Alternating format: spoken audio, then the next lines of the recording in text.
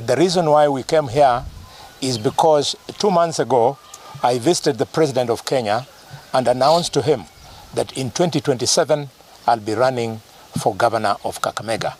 Today was the day to now inform the county government of Kakamega that I'll be running for governor in 2027.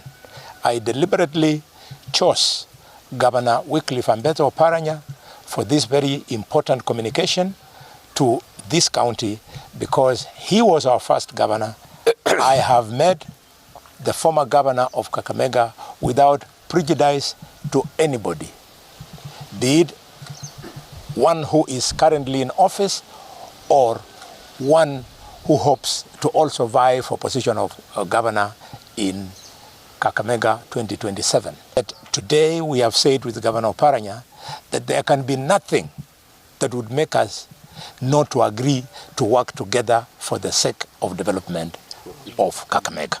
So we have said, me and Governor Oparanya, we will work together for the sake of development in this county. My community, they've asked me to come and ask Governor Oparanya for his support. So we are encouraging Governor Oparanya in 2027 not to aim low, to aim high.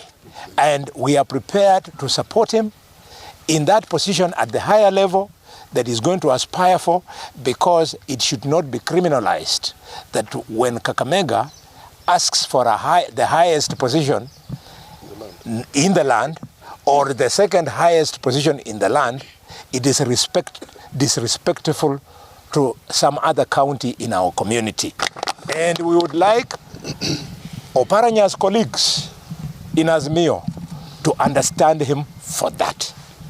We would like my colleagues in Kenya Kwanza to understand me for that, because in politics it's said all politics is local. He put me on toes, of course, to deliver. And because he put me on toes, I think I was able to deliver. And that is what a senator is supposed to do. Sometimes he puts you under pressure, you don't get annoyed. You know that is his work. And people thought that we were enemies. We are not enemies. And even if you thought that we were enemies, in politics there is no permanent enemy and permanent friends. What is important is interest. But today we have sat together and we have decided to bury any differences that people thought that we had, so that we work together for the benefit of people of Kakamega and Luhya as a whole.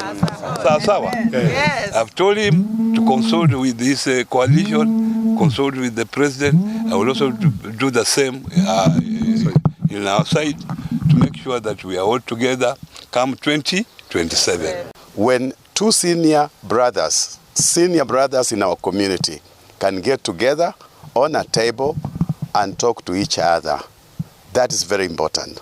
And what I want to say is some communities or some other leaders out there become very uncomfortable when our leaders sit together.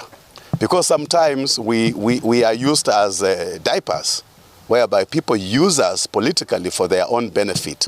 And every time we sit together, it irritates people.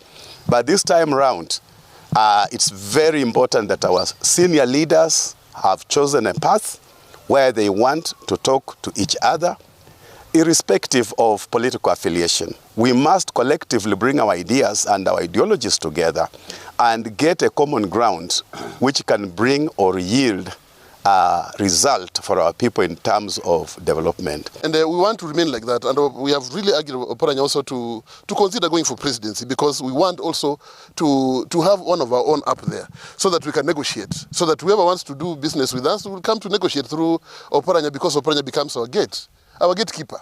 So we cannot remain like in a vacuum. We have Oparanya here and we are saying that we are happy. Khalwale came here and actually also respecting Honorable Oparanya. by also seeking his advice on how he's going to go about his position of gubernatorial campaign and all this, and we think that's good. And we urge Mheshimiwa Oparanya to consider also supporting Khalwale, because he has been there. They've come from a long way together since 2002, and they are colleagues, they are friends, and all this, and they worked together when they were together.